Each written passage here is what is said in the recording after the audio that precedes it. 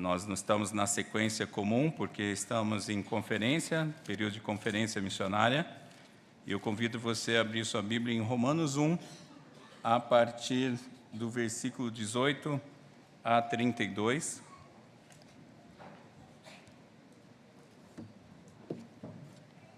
Romanos 1, 18 a 32. Preste bastante atenção nesse texto para a nossa instrução.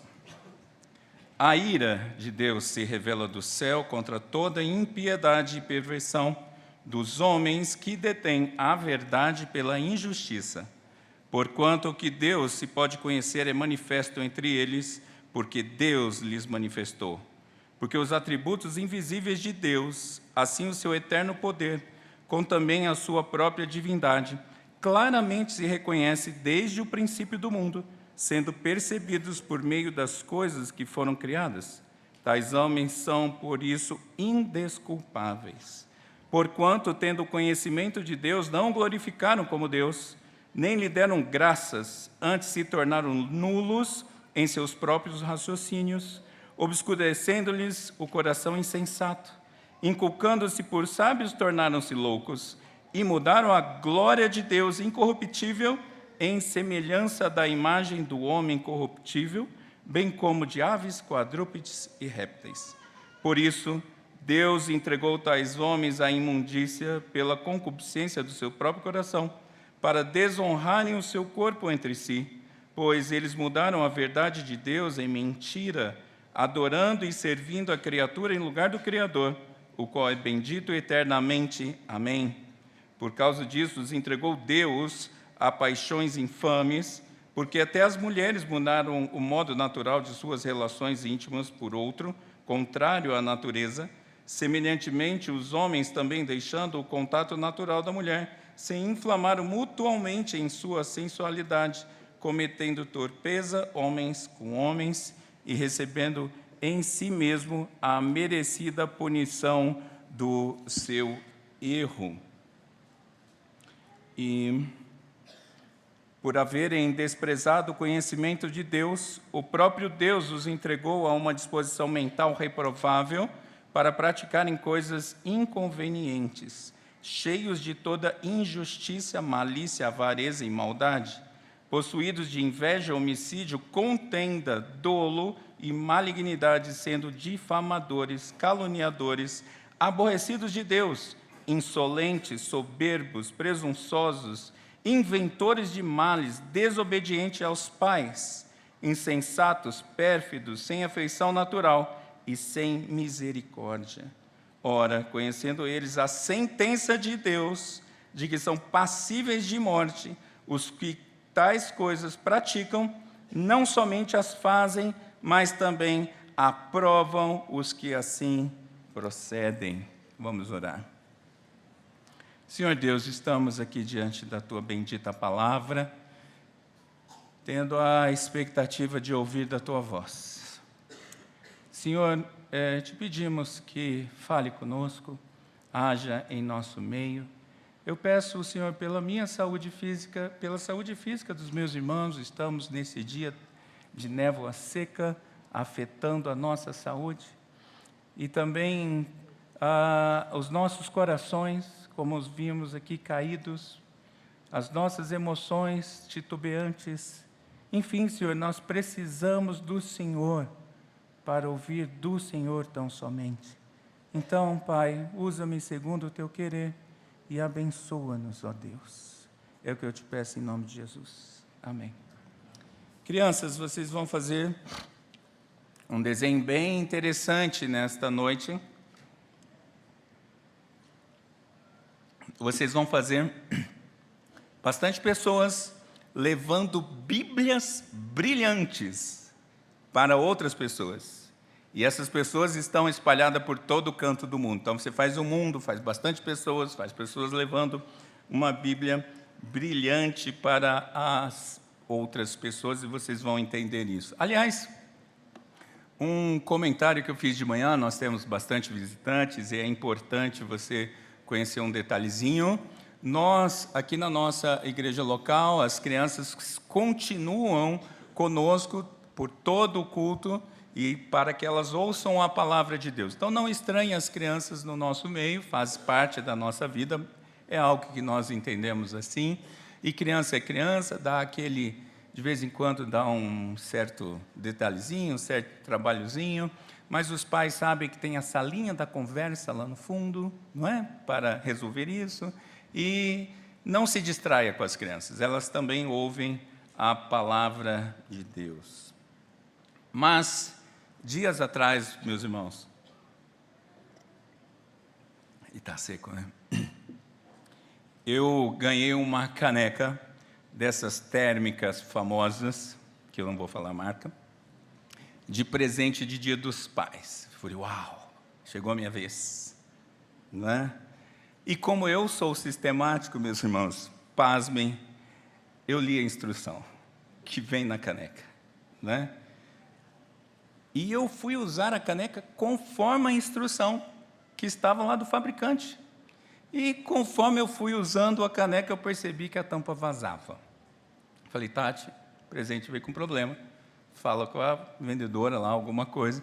Escreveu para a vendedora respondeu que a tampa vaza. Essa é a informação oficial da empresa. A tampa vaza.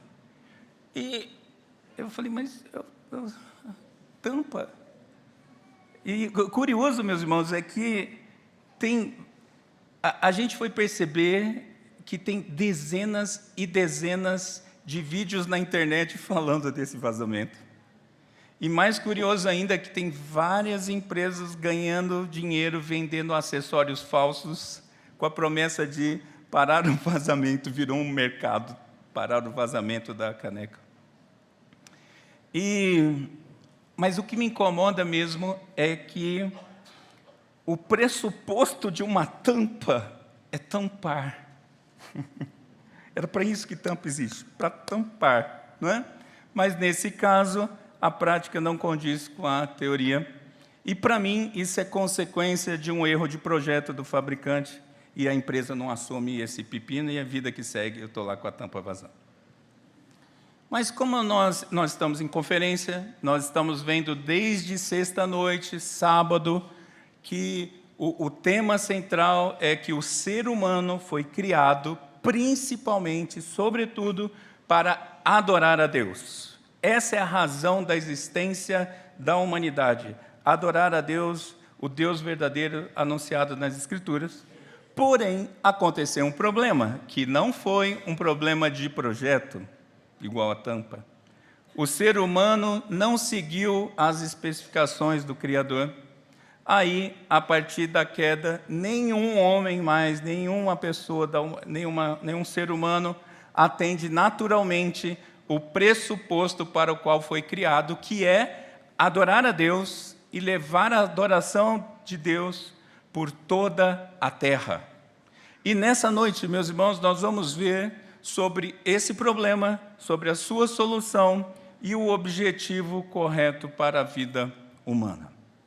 Em primeiro lugar, nós temos a descrição aqui do problema da humanidade neste mundo caído. E o versículo 18 já começa, meus irmãos, quente. O texto começa dizendo: a ira de Deus se revela do céu. Deus não fica zangado, Deus não fica bravinho, Deus não fica irritado, mas Deus é irado. Deus não é só amor, como alguns gostam de anunciar. Deus consegue ser amor e ira santa ao mesmo tempo, e Deus é irado. E a santa ira de Deus é a sua resposta ao mal. Uma ação que vem do céu, como o dilúvio, a destruição de Sodoma e Gomorra, as 10 pragas do Egito. Porém, a partir desse momento, a partir de Cristo, por enquanto, vem do céu, mas de maneira invisível aos olhos caídos. E essa ira é a ira contra a impiedade e a perversão da humanidade, que não adora a Deus por quem Ele é e pelo que Ele declara na sua palavra. E essa humanidade, ela detém a verdade pela injustiça. A ideia aqui, meus irmãos, é que a humanidade faz força para acobertar a verdade, para negar a existência de Deus, conforme o Salmo 14. É como, o reverendo Mateus, se eu não me engano, é esse exemplo que ele usa nesse momento, é como você tentar segurar uma bola de basquete bem cheia de ar dentro da água numa piscina funda. Já tentou fazer isso, essa brincadeirinha, principalmente quando escapa e bate no queixo?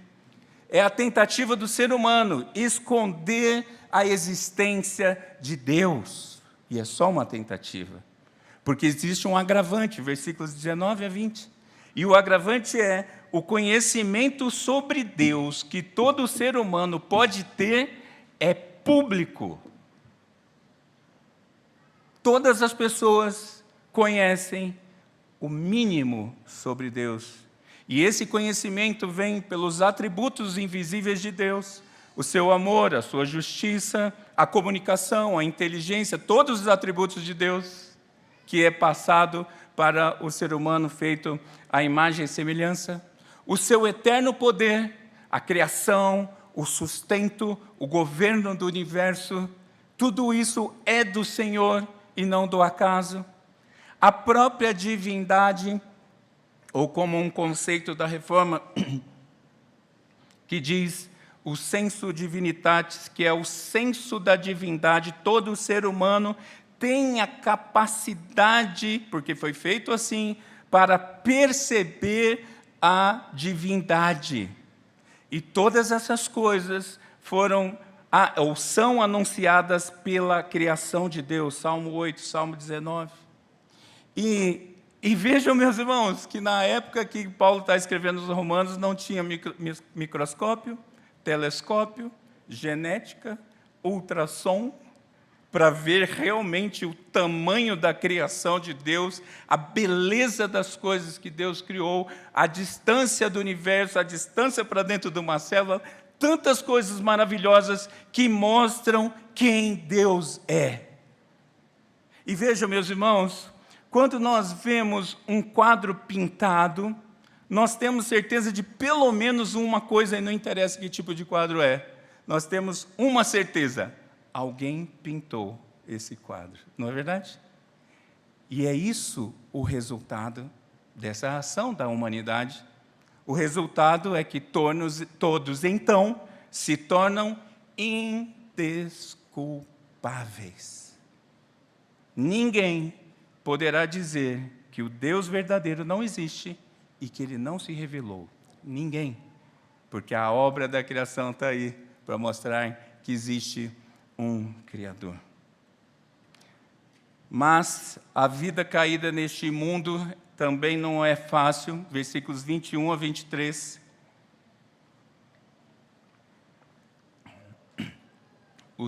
A palavra de Deus nos diz que a humanidade não vive segundo a razão para a qual ela foi feita. A humanidade, os homens, as mulheres, não vivem para o que foram projetados, não glorificam, não adoram, não dão graças a Deus, são idólatras e ingratos.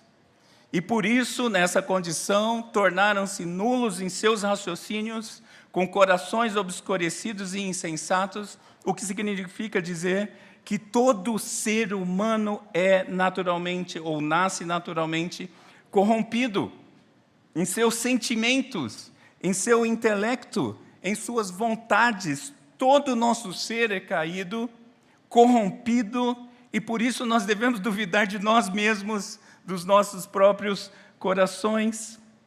E diz o texto ainda que eles se acham sábios, tornando-se loucos, o que significa dizer que eles vivem à luz das filosofias criadas por eles mesmos. A humanidade acredita no que ela cria.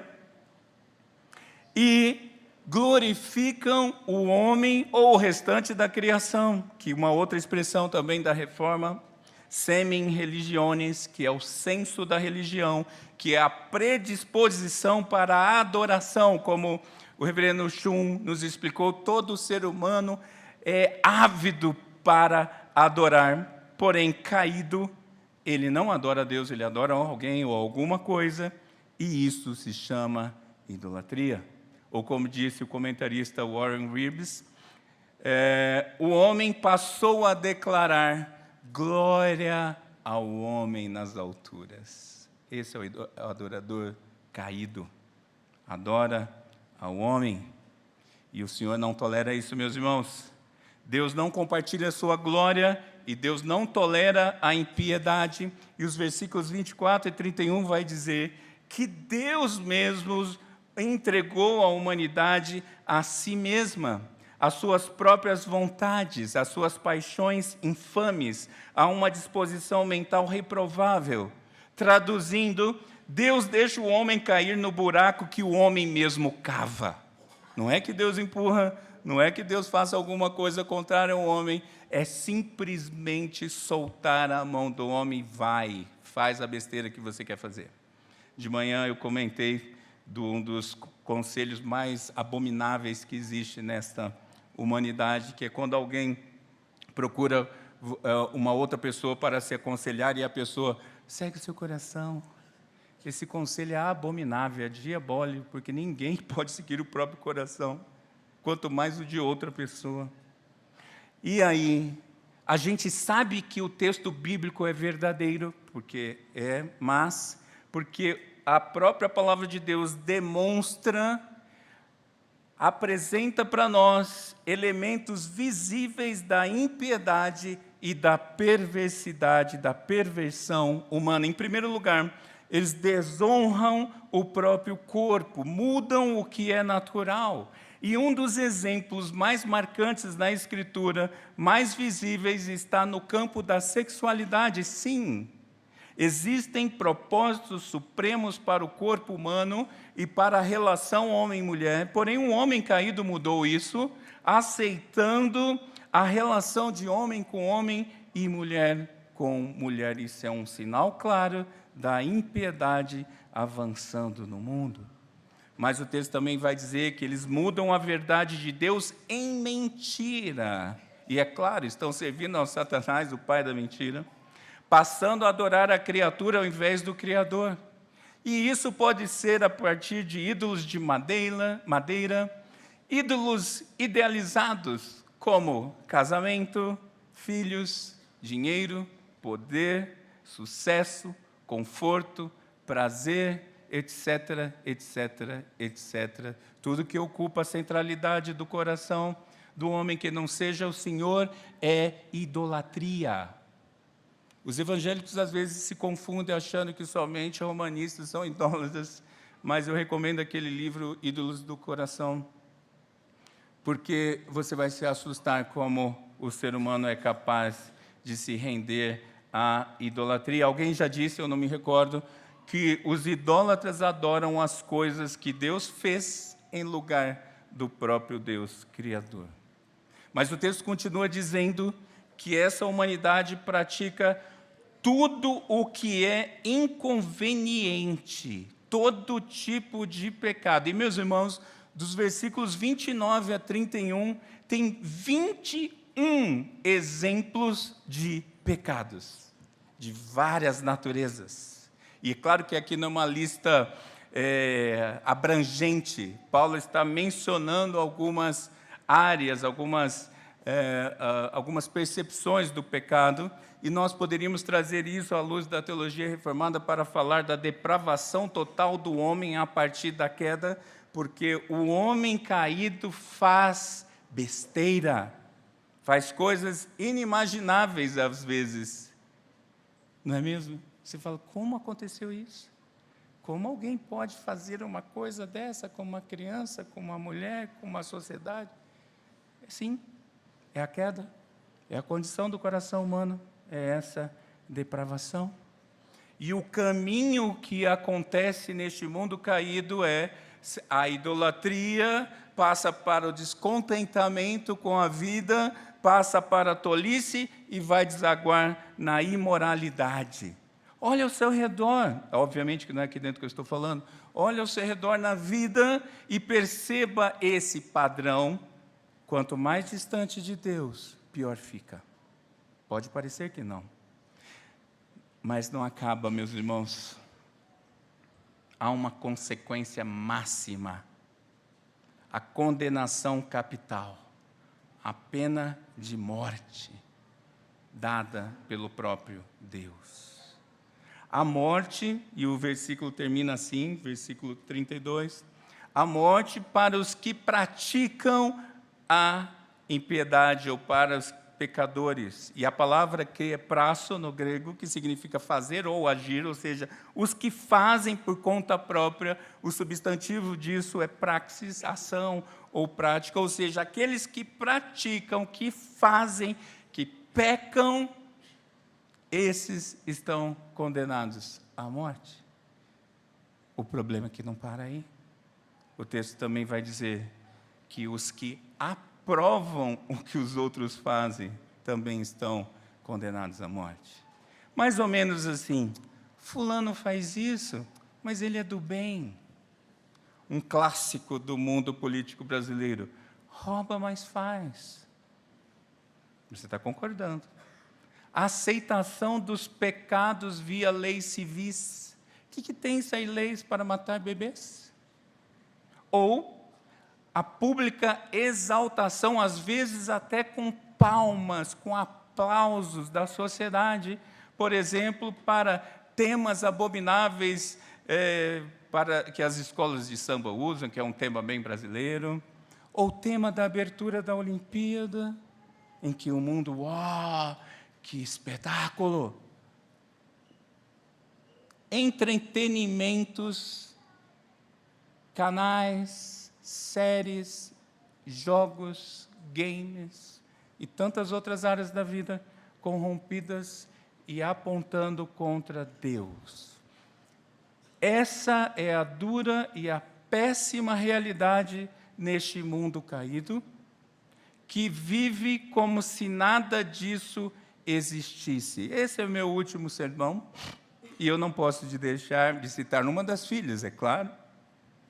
E eu lembrei de eu já contei essa história, mas eu acho ela tão fofinha e, ao mesmo tempo, tão elucidativa. Gigi, que é você. Nós estávamos num restaurante, aquela mesa grande de crente, né? Uau, celebrando o aniversário. Eu e Tati, digamos que a gente não é nervoso, psicótico, controlador. Não, a gente só é cuidadoso com a nossa filha. Ela era pequenininha. E eu, Tati, Giovana pequenininha, só um levanta, um sempre estará com ela. Beleza, a noite foi, beleza. Na hora de ir embora, vamos embora, cansado, né? Tem uma hora, tá, parabéns, já foi, tá, vamos embora.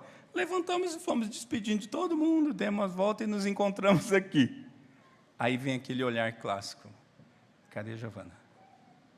A minha pergunta. A resposta óbvia é, não está com você? Meus irmãos, os pais entendem bem isso. O desespero bateu. Cadê essa menininha, garotinha, pequenininha? Pus todo mundo louco no restaurante. Levanta todo mundo, olha debaixo da cadeira, olha debaixo da mesa. Vamos achar, e aquela coisa, aqueles segundos que parecem uma eternidade. Garçons envolvidos, acha essa criança, e daqui a pouco aparece aquela fofurinha por detrás de uma coluna, uma coluna muito grande, rindo, saltitante e felizinha. Como eu lembro dessa cena. Ela só não sabia que ela estava perdida, suscetível ao mal e alegre e saltitante.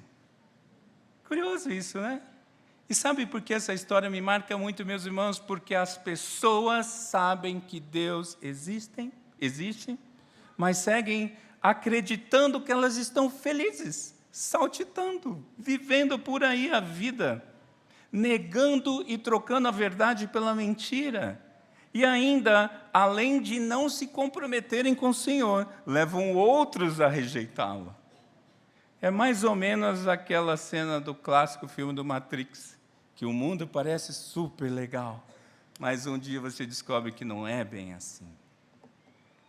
E essa é a realidade. E as pessoas estão aí saltitando, felizes, vivendo super good vibe. No melhor estilo do filósofo que eu sempre cito, Deixa a vida me levar, a vida leva eu. Felizes, curtindo a vida, dando até bom testemunho por aí, perdidos nos seus delitos e pecados. Qual a solução para isso, meus irmãos?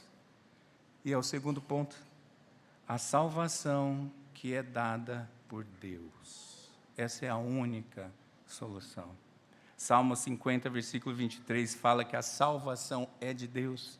Salmo 3, versículo 8, fala que a salvação é do Senhor. Apocalipse 7, 10 vai dizer que a salvação pertence ao nosso Deus, que se assenta no trono e ao Cordeiro. E João 3,16 sintetiza muito bem que essa obra é de Deus para aqueles que nele creem. A vida só existe em Jesus. Somente a santidade de Deus, que é santo, santo, santo, pode livrar uma pessoa da ira de Deus. E a Santa Providência hoje no Catecismo nos ajudou a perceber por que tinha que ser o Senhor. Porque somente o Senhor aguenta a ira do próprio Senhor. Por isso foi necessário que Jesus se entregasse, desse a própria vida para que você e eu tivéssemos vida e vida abundante. Louvado seja o nome do Senhor. Porque se você já conheceu o Senhor, você estava nesse grupão que eu li no primeiro ponto, como eu também estava, perdido, felizinho, saltitante, saltitando rumo ao inferno. Mas Cristo, então, dá a sua vida em nosso favor. E não existe salvação sem uma resposta afirmativa ao Evangelho de Jesus. E nós sabemos quando realmente aconteceu a salvação por alguns exemplos. Por exemplo, a mudança de vida, ou no grego usado bíblico, metanoia. Ou, em outra expressão, mudança de cosmovisão, mudança de jeito de ver o mundo. Só realmente você sabe que uma pessoa se converteu quando a vida dela mudou, e o que antes para ela era verdade, ela descobre que, ups, era mentira. Agora eu conheço a verdade. A razão da vida cristã, resposta ao Catecismo Maior, na sua primeira pergunta, a razão da nossa existência é glorificar a Deus e desfrutá-lo para sempre. Sabemos que alguém se converteu quando realmente ele passa a viver, só lhe deu glória, coram deu. O último sermão eu tenho que gastar palavras melhores, né, meus irmãos? Mas eu vou traduzir, ou vou tentar pelo menos. A pessoa realmente se converteu, ela tem que viver para a glória de Deus. Em todas as áreas da sua vida, ela agora vive para que o Senhor seja glorificado. Em todos os momentos, todo dia, todas as áreas, todos os seus afazeres, pensamentos. Isso é viver para a glória de Deus. E viver diante da face de Deus, que é a consciência de que eu estou diante de um Deus que é vivo, santo, santo, santo, e que está comigo e me olhando 24 horas por dia, todos os dias da minha vida. Eu vivo sabendo que Deus existe, porque eu vivo diante da face do Deus vivo. Uma segunda possibilidade de entendermos a conversão é que a pessoa luta contra a velha vida. Ela luta para abandonar a velha e impura roupa. Ela quer jogar e luta para jogar os velhos pecados, abandonar os velhos hábitos, as velhas e falsas mentiras que acreditava, as velhas práticas mundanas, o velho jeito de enxergar o mundo, por novas vestes alvejadas no sangue de Jesus. Um jeito diferente de viver, porque agora é o sangue do Cordeiro que está no trono que me lavou. É uma luta, sim, há momentos que são difíceis, sim, mas nada justifica o seu pecado, nada. Não use elementos para justificar o pecado, que é você que faz. ou eu que faço? Nada. Mas é uma luta, sim, de abandonar a velha vida para a nova vida. E um outro elemento, meus irmãos, que é o que tem mais proximidade, talvez, com a nossa conferência, eu deixei por último, desse segundo ponto. Você sabe que a pessoa se converteu porque ela cumpre o ID de Jesus. Testemunhar dele e fazer discípulos para ele. Paulo, eu não li aqui, mas os versículos anteriores, versículo 16, diz: porque não me envergonho do Evangelho, porque é o poder, o dínamo de Deus para a salvação de todo aquele que crê. Crente não tem vergonha de Cristo, não tem vergonha de anunciar o Evangelho, não tem vergonha da palavra de Deus. Crente gosta de falar de Cristo para as pessoas. Se foi alcançado, essa pessoa agora é um anunciador aos perdidos. O que significa passar pelo reconhecimento do problema. Por isso, meus irmãos, entendam que a evangelização, ela não funciona com frases de efeito gospel. Não funciona, porque o que converte uma pessoa é a palavra de Deus, aplicada pelo Espírito Santo, aquele que convence do quê? Do pecado, da justiça e do juízo. Onde há pecado na frase Jesus te ama? E a gente tem... Eu não duvido que alguém possa se converter com essa expressão, porque é uma expressão maravilhosa. Mas o que o Senhor usa é a sua palavra para o anúncio. Por isso é que tem muito pseudo-cristão por aí. Porque, afinal de contas, se Jesus me ama, Deus me ama, então eu quero Ele para mim, e segue a vida louca junto com Jesus. Por isso que pode ter traficante patrocinando igrejas. Você sabia que tem oração, às vezes, de grupos, que o pastor vai orar por um grupo, antes dele sair para brigar com outro grupo em outro morro? E a oração, pelo menos aqui eu viro assim: ó, Deus abençoe, agora a gente vai sair, né? Que não morra gente inocente, que a gente consiga tomar o outro lugar, que tomaram da gente antes. Cadê a noção do pecado anunciada? Como alguém vai descobrir que ela está perdida neste mundo?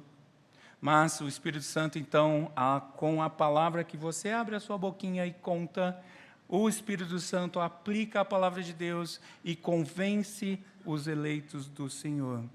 E as pessoas se arrependem. Eu estava conversando com o irmão ontem, e a história dele de conversão me lembrou muito a minha. É óbvio que eu não vou falar o nome dele, mas era Vida Louca no Rio de Janeiro. Pagodão, vida louca.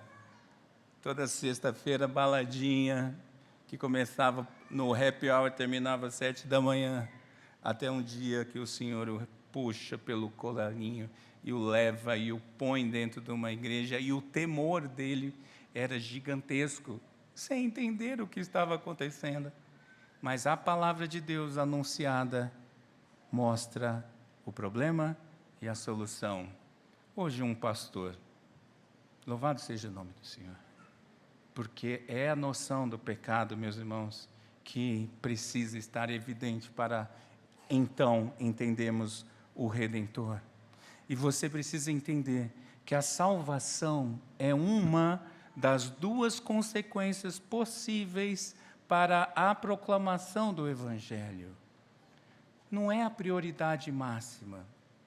Nós precisamos entender isso, meus irmãos. Muita gente, ou algumas pessoas, ou sei lá quantas, vão ouvir e vão negar o Senhor, como nós vimos de manhã. O seu papel não é identificar os eleitos, o seu papel é pregar a palavra de Deus. Então, não deve haver, nesse sentido, frustração, porque o seu, entre aspas, ministério não é bom porque não se converte pessoas. E eu, no começo do ministério, evangelismo em praça pública, recém-ordenado pastor presbiteriano, evangelismo em praça pública, vai fazer apelo. Quem entendeu a mensagem, levanta a mão, quero orar por você. Ninguém levantou a mão. Aí vem um líder do ministério que estava cuidando do serviço, aí sim fez um apelo de verdade, muita gente levantou a mão. Eu não sei o que aconteceu com essas pessoas e não estou julgando. Mas o que eu quero dizer, meus irmãos, é que aquele dia eu fui para casa um pouco decepcionado, falei, tu é ruim mesmo, hein? É um pastorzinho fuleiro, ninguém levantou a mão para isso. Mas quem somos nós, meus irmãos? Uns semeiam, né? Uns plantam, uns regam, uns colhem. É claro que os números têm valor, eu não sou contra isso, louvado seja o nome do Senhor, pela nossa igreja que está bombando, para a glória do Senhor, mas não é a prioridade da proclamação do Evangelho é a glória de Deus, e eu entro então nesse terceiro ponto. O objetivo da sua vida e da minha vida é a glória de Deus conhecida e espalhada sobre toda a terra, como diz o tema da nossa conferência, o subtema, para que as nações louvem ao Senhor. A verdadeira adoração precisa chegar aonde não chegou. A grande questão, meus irmãos, é fazer Deus conhecido, alcançando novos adoradores que o adorem em espírito e em verdade, e essa adoração então cubra toda a terra. Essa é a minha razão, é a sua razão de viver. Adorar a Deus, fazer novos adoradores e a glória de Deus cobrir toda a terra, conforme os textos que nós lemos na liturgia. Eu tenho pensado, meus irmãos, curiosamente, que o Islã, por ter entre aspas, um DNAzinho lá no pai Abraão, não é? De alguma forma, talvez, não é interessante que o islâmico ele viva essa realidade? Para o islâmico, é Alá por toda a face da terra, e não é igual eu falei, não, uns aos outros, não. Todo mundo tem que se converter a Alá. Eles são bem mais enfáticos nisso, num falso Deus.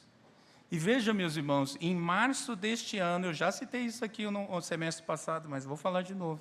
Em março deste ano, túmulos e monumentos num cemitério na região de Dordogne, na França, uma cidadezinha pequena, foram pichados com frases assim: a França já pertence a Alá. Outras frases: submeta-se a Alá. Pichação islâmica. E mais, e eles usam o braço para isso, que para eles tem duas opções: cede a Alá ou morre. O grupo que realmente quer fazer isso funcionar entende assim. O cristão, não, porque nós servimos ao Deus verdadeiro, o Deus da vida. Eu não vou na minha força, nem você vai na sua, nós vamos na força do Espírito Santo.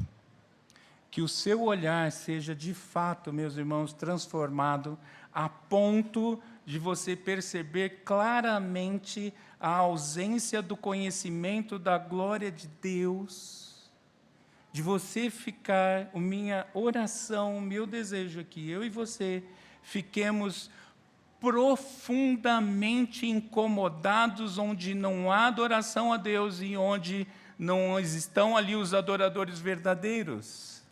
Eu e você temos que sair daqui profundamente incomodados. Incomodados.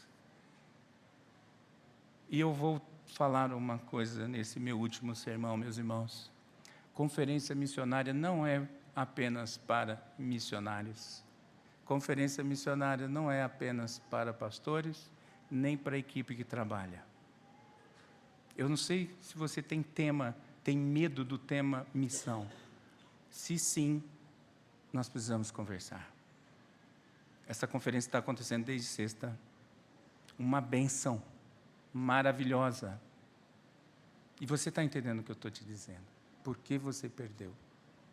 É óbvio que existem motivos lícitos, sem sombra de dúvida, mas eu quero que você vá para casa hoje, os membros da Redenção apenas, pensando nisso.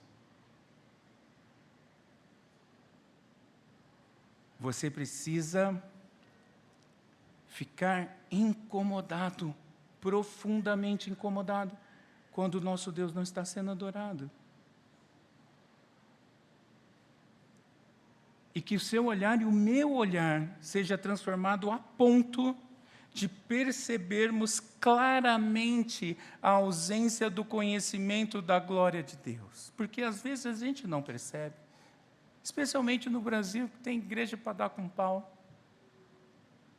Você anda por aí, igreja, boteco, boteco, igreja. Na rua da nossa congregação, lá na Videira, parece setor de igrejas, um monte de igreja. Você olha e você fala, o Brasil está salvo. Tem políticos gospel, tem servidores evangélicos, e tudo isso é maravilhoso, mas há uma falsa sensação de que está tudo bem no Brasil, no campo da glória de Deus. E que o Evangelho de Jesus, anunciado nesta conferência, te mova e me mova a levar a verdadeira adoração a Deus, o Deus Trino, o único Deus, aonde não existe adoração verdadeira, seja na sua casa, seja na sua família, seja na escola, no trabalho, na faculdade, no bairro, no condomínio, no Brasil, nas Américas ou em qualquer canto deste mundo, com a certeza de que você é o instrumento de Deus para essa mudança que o Senhor é que faz, é verdade. Que nós saiamos daqui com um olhar misericordioso de Jesus, que tinha e tem o foco na glória do Pai. Cristo veio para que o Pai fosse glorificado. O grande e maravilhoso missionário Jesus Cristo veio para o Pai ser glorificado. E sim, por consequência, os eleitos, os adotados em Cristo, façam parte disto. E eu termino. Talvez você esteja pensando, cara, mas eu não consigo fazer isso. E eu posso te dizer que eu estou num momento que eu tenho certeza que eu também não posso fazer isso. Nós vimos lá na Itália, por exemplo, mulher de burca preta de telinha, que você não vê nada, só a burca preta andando pelo mundo. É para onde vocês estão me mandando. É isso que tem lá, muito indiano, pouco crente. É para lá que eu estou indo com a minha família. Mas isso sou eu. Eu fiquei 27 anos como crente no Brasil. Tudo bem, foi ótimo. Até aqui, valeu, Senhor. E talvez você nunca saia do DF. Não tem problema. A grande questão é se você está, a sua vida está focada na glória de Deus. Porque, só que sim, nós não somos esses adoradores perfeitos, não é, meu irmão, minha irmã? Ou você é? Ou você tem coragem de dizer que você é um adorador perfeito? Só Cristo é o adorador perfeito. Então, como nós então conseguimos cumprir o ID de Jesus? Pelos méritos de Cristo. O Filho amado em quem o Pai se alegra. O Filho amado que veio e deu a vida dele na cruz do Calvário, aquela cruz maldita que era o lugar para mim e para você. E o Senhor então morre e ressuscita e vivo está assentado à direita do Pai no seu trono de glória. É Ele que nos capacita a ir. Nós não conseguimos, meus irmãos, mas esta é a obra da salvação. Aplicar a obra de Cristo no meu dia a dia, no seu dia a dia. É olhar e falar, Senhor, eu estou lutando com o raio desse pecado que fica me perseguindo, mas eu creio em Ti, nos Seus méritos, que eu sou mais que vencedor em Cristo Jesus, por conta de Cristo Jesus. Eu posso fazer isso porque Cristo fez em meu lugar. Eu posso amar porque Deus me amou primeiro. Eu posso resistir ao pecado porque Cristo resistiu. Eu posso vencer a morte e já venci porque nós somos ressuscitados em Cristo Jesus. Então, sim, nós podemos. Nesse nessa perspectiva. Não é porque tenhamos algum mérito em nós, ou alguma capacitação em nós. E Deus é tão bom, meus irmãos, que não é... os méritos de Cristo são aplicados pelo Espírito Santo de uma forma tão maravilhosa que Ele habita em nós. Nós somos habitados pelo Espírito Santo. A gente precisa ficar lembrando disso, meus irmãos, porque isso anima. É o Senhor habitando em mim, e em Cristo Jesus eu, sim, posso servi-lo e posso glorificá-lo da forma que agrada ao Pai. E que nós saiamos aqui realmente motivados, animados, a ver a glória de Deus manifestada nas nossas vidas, em todas as pessoas, em todo o canto deste mundo, até que chegue o dia no qual toda língua confessará que Jesus Cristo é Senhor, para a glória de Deus Pai. Vamos orar. Sim, Senhor, essa é a nossa motivação. Mas nós precisamos de Ti, Pai, precisamos de Ti, Filho, precisamos de Ti, Espírito Santo. Assim como eu orei de manhã, Senhor, eu oro agora. Aviva a Tua obra em nosso meio e faze-a conhecida. Não somos nós, Senhor. É a Ti mesmo, a Tua glória manifestada neste mundo. Aliás, a Tua glória manifestada nas nossas vidas, que a luz de Cristo ilumine todo o recôndito escuro do nosso coração. Que a nossa mente esteja, de fato, lavada pelo sangue do Cordeiro, que os nossos olhos enxerguem a luz dos olhos de Cristo, que a nossa motivação de viver esta vida seja a Tua glória, Senhor. Não as coisas deste mundo, por mais que elas sejam maravilhosas, as coisas que o Senhor mesmo fez e nos deu, ainda que tudo isso seja bom, não é nada diante da glória do Senhor. Então muda o nosso viver, Pai, para a Tua glória. Assim oramos, em nome de Jesus. Amém.